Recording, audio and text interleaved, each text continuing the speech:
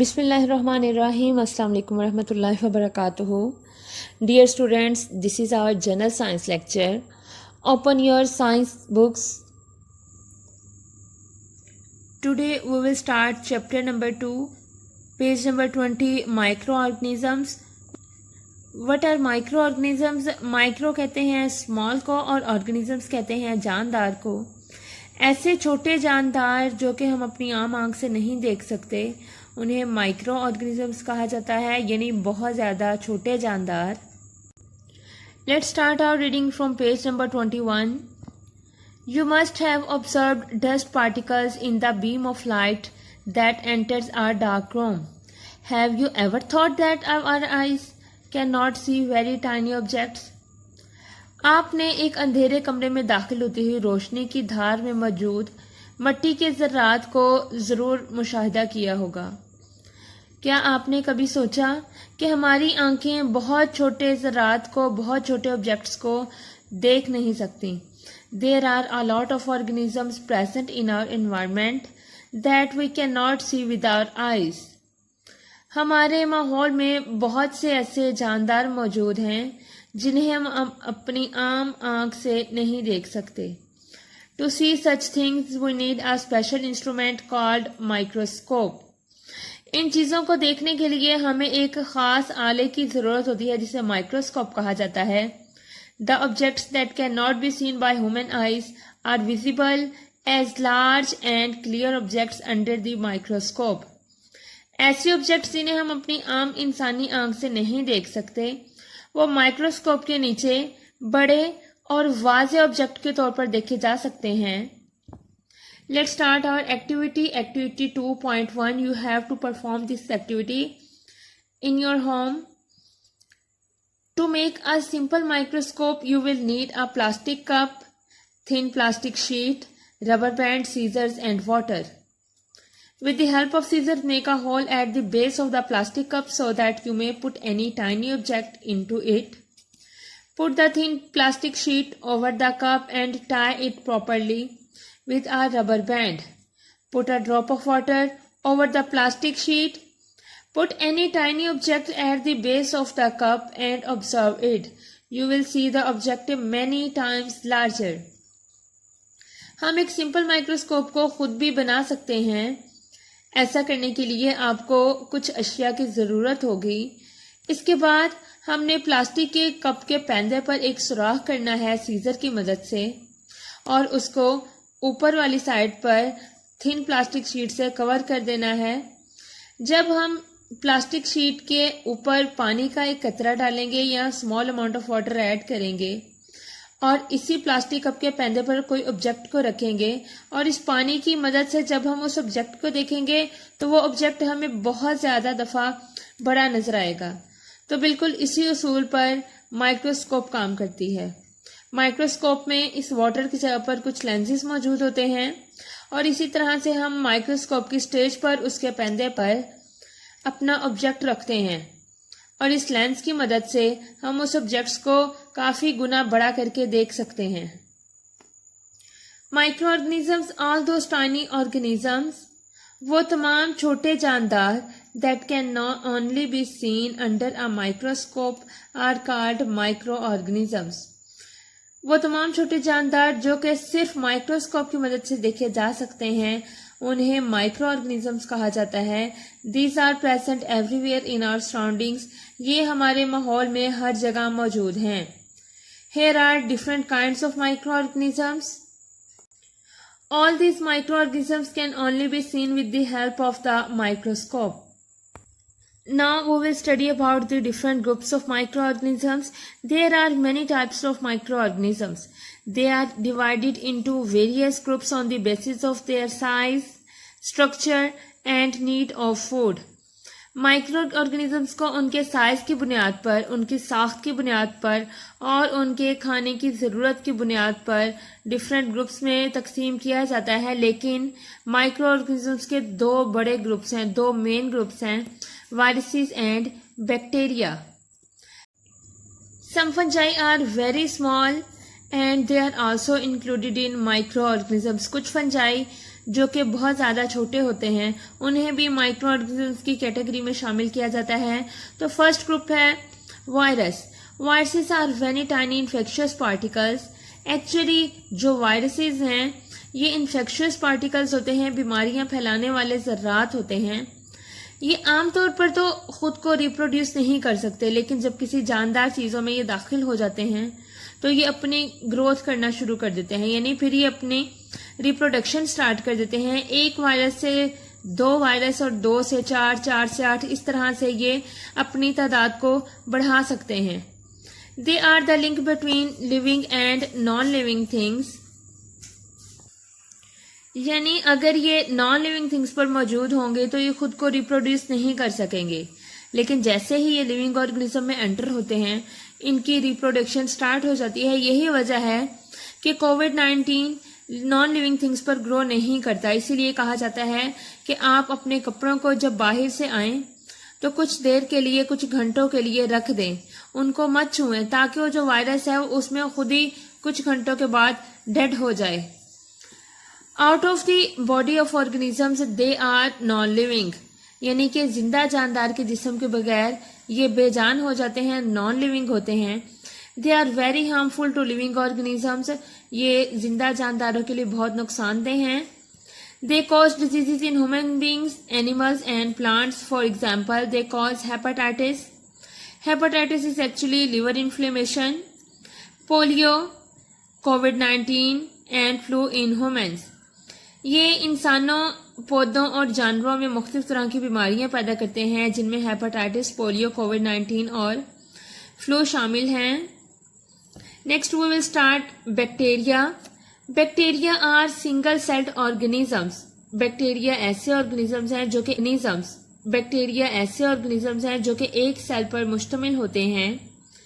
They are found in every type of environment, ये हर तरह के माहौल में मौजूद होते हैं। They are found in air, water, soil and inside living things, यानी ये हवा, पानी, जमीन और जिंदा चीजों पर भी मौजूद होते हैं। Few bacteria are harmful to organisms. They cause diseases in plants, animals and humans. For example pneumonia, tuberculosis and diarrhoea. कुछ बैक्टीरिया नुकसानदेह होते हैं और बीमारियां पैदा करते हैं, और इन बीमारियों में न्यूमोनिया, ट्यूबरक्लोसिस यानी टीबी और डायरिया शामिल हैं। A large number of bacteria are useful for humans. बीमारियां फैलाने के अलावा कुछ बैक्टीरिया ऐसे हैं जो कि इंसानों के लिए फायदेमंद होते हैं। Some bacteria help in the digestion and absorption of food in our small intestine. हमारी स्मॉल इंटेस्टाइन में बहुत से बैक्टीरिया मौजूद हैं जो कि डाइजेशन में और खुराक की एब्जॉर्प्शन में हेल्प करते हैं। Let's start interesting information. The bacteria which are beneficial for us are called useful bacteria. ऐसे बैक्टीरिया जो हमारे लिए फायदेमंद हों उन्हें फायदेमंद बैक्टीरिया यानी यूजफुल बैक्टीरिया कहा जाता है। The number of harmful bacteria is very less.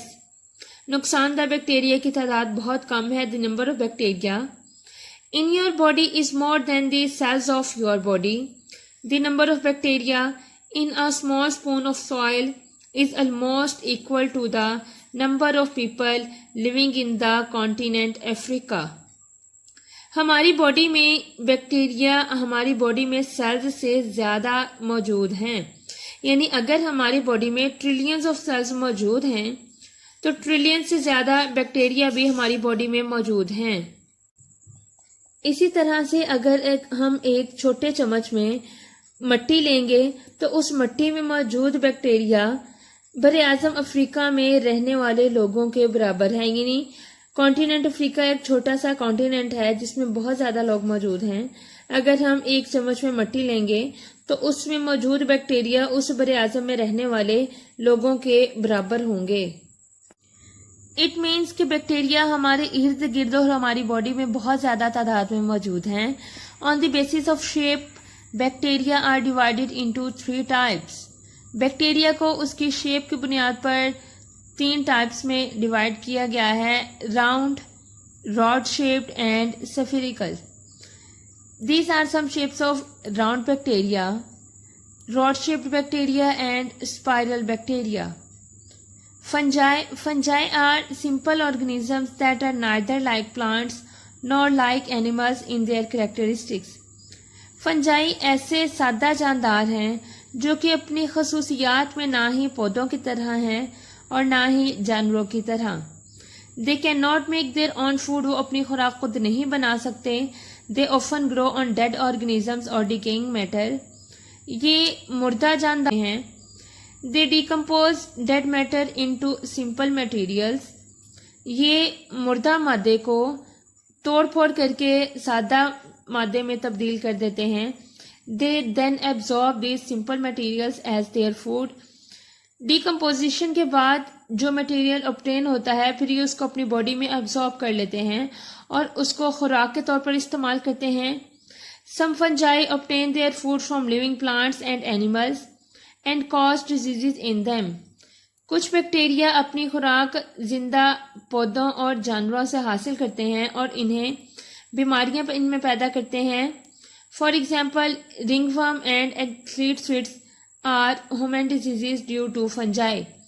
Ringworm, ये रिंग की तरह के निशानात पाँव पर बन जाते हैं, इन्हें रिंगवर्म कहा जाता है. जबकि एथलीट स्वीट ये भी पाँव की बीमारी है, यानी ये उंगलियों के दरमियान में ज़्यादातर शुरू होती है और आहिस्ता आहिस्ता पूरे पाँव में फैल जाती है. इसे एथलीट्स फुट का नाम दिया जाता है. Yeast, mould and penicillium are examples of microscopic fungi. ये तीनों माइक्रोस्कोपिक फंजाई की मिसालें हैं. यीस्ट हम अक्सर अपने खानों में भी इस्तेमाल करते हैं चीज़ों की मिकदार बढ़ाने के लिए. खमीर इसको कहा जाता है.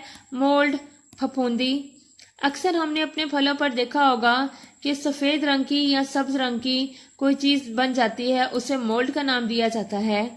जबकि पेनिसिलियम से हमें पेनिसिलिन हासिल होती है जो कि बैक्टीरिया के खिलाफ मुदाफ़त पैदा करती है हमारी बॉडी में. Interesting information, mushrooms are large fungi. Many mushrooms are eaten as food. Some mushrooms are poisonous. Fungi की एक मिसाल मशरूम है और मशरूम लार्ज फंजाई है, यानी इसका साइज बड़ा होता है. बहुत से मशरूम ऐसे हैं जिन्हें हम अपनी खुराक में इस्तेमाल करते हैं, वो नुकसानदेह नहीं होते. लेकिन कुछ मशरूम्स ऐसे होते हैं जो कि जहरीले होते हैं, इसलिए हम उन्हें अपनी खुराक में इस्तेमाल नहीं कर सकते. Now we will move towards page number 24. Role of micro organisms as decomposers, कि माइक्रो ऑर्गेनिजम्स किस तरह से डिकम्पोजर्स के तौर पर काम करते हैं, ये डिकम्पोजिशन का प्रोसेस किस तरह से करते हैं. During decomposition bacteria and fungi break the organic molecules of food and dead bodies into simple components. Decomposition के दौरान बैक्टीरिया और फंजाई खुराक के जो ऑर्गेनिक मादे हैं, ऑर्गेनिक मॉलिक्यूल्स हैं, और जो मुर्दा अजसाम हैं उनको सिंपल कंपोनेंट्स में यानी सादा अजसाम में तब्दील कर देते हैं. The organisms which do decomposition are called decomposers. ऐसे ऑर्गेनिजम्स, ऐसे जानदार जो कि डिकम्पोजिशन का प्रोसेस करते हैं, उन्हें डिकम्पोजर्स कहा जाता है. The rate of decomposition increases with increase in temperature, humidity and oxygen. Decomposition का अमल टेम्परेचर यानी कि दर्जा हरारत में इजाफे से, नमी में इजाफे से और ऑक्सीजन में इजाफा होने से इसकी रफ्तार भी बढ़ जाती है. Sometimes this process becomes troublesome for us, but कभी कभी ये अमल हमारे लिए बहुत मुश्किलात का बायस बनता है, लेकिन ये हमारे लिए फ़ायदेमंद भी है.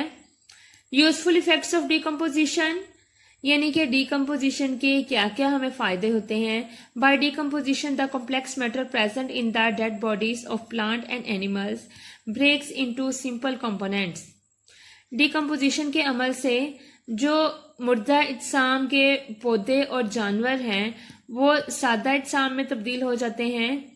During this process carbon dioxide and nitrogen gases are released back in the environment. The producers example given plants use these simple materials again to make their food. In this way decomposers recycle the matter of abiotic and biotic components of environment. If decomposers do not exist, it is impossible to break down dead organisms into their simple components to make these a part of the ecosystem. यानी decomposition के अमल के दौरान में खारिज होने वाली carbon dioxide और nitrogen gas को पौधे दोबारा इस्तेमाल करते हैं। प्रोड्यूसर्स ऐसे जानदार जो कि अपनी खुराक खुद बना सकें, और पौधे वो जानदार हैं जो कि प्रोड्यूसर्स हैं, अपनी खुराक खुद बना सकते हैं। यही पौधे इस नाइट्रोजन गैस को और कार्बन डाइऑक्साइड को इस्तेमाल करके अपनी खुराक बनाते हैं। In this way decomposers recycle the matter of biotic and abiotic components of the environment. यही वजह है कि जो डिकम्पोजर्स हैं हमारे इन्वायरमेंट के एक बायोटिक कंपोनेंट्स यानी कि non living components and biotic components और लिविंग कंपोनेंट्स को दोबारा से रिसाइकिल कर लेते हैं। यानी अगर कोई जिस्म मुर्दा हो चुका है और उसके अंदर जो मौजूद नाइट्रोजन है वो दोबारा हवा में रिलीज कर दी जाती है, उस जिस्म से निकालकर, उस चीज में से नाइट्रोजन गैस निकालकर हवा में खारिज कर दी जाती है, और पौधे उसी हवा में से नाइट्रोजन गैस को दोबारा से इस्तेमाल कर लेते हैं। इसको रिसाइकिल का अमल कहा जाता है। अगर डिकम्पोजर्स हमारे एनवायरनमेंट में मौजूद ना हो तो डेड ऑर्गेनिजम्स को ब्रेक डाउन करना बहुत मुश्किल हो जाएगा, बल्कि नामुमकिन हो जाएगा। यही वजह है कि डिकम्पोजर्स डेड ऑर्गेनिजम्स को सिंपल कंपोनेंट्स में तब्दील करने में इकोसिस्टम में बहुत ज़्यादा अहम रोल प्ले करते हैं। Harmful effects of decomposition. अब हम डिकम्पोजिशन के नुकसान भी पढ़ेंगे। पहले हमने इसके फायदे को स्टडी किया है। Micro organisms damage food and would by the process of decomposition. Micro organisms decomposition के अमल से खुराक को और लकड़ी की तोड़फोड़ कर देते हैं। Because of them milk is spoiled, दूध खराब हो जाता है। ब्रेड गेट्स मोल्ड, ब्रेड को फफूंदी लग जाती है। Fruit and vegetables are decomposed, सब्जियां और फल इनकी भी डिकम्पोजिशन हो जाती है, वो भी गल सड़ जाते हैं। यही नुकसानात हैं डिकम्पोजिशन के। आपने यहाँ तक तमाम रीडिंग अच्छे से याद करनी है और इसकी वीडियो भी बनाकर मुझे सेंड करें। टेक केयर, अल्लाह हाफिज।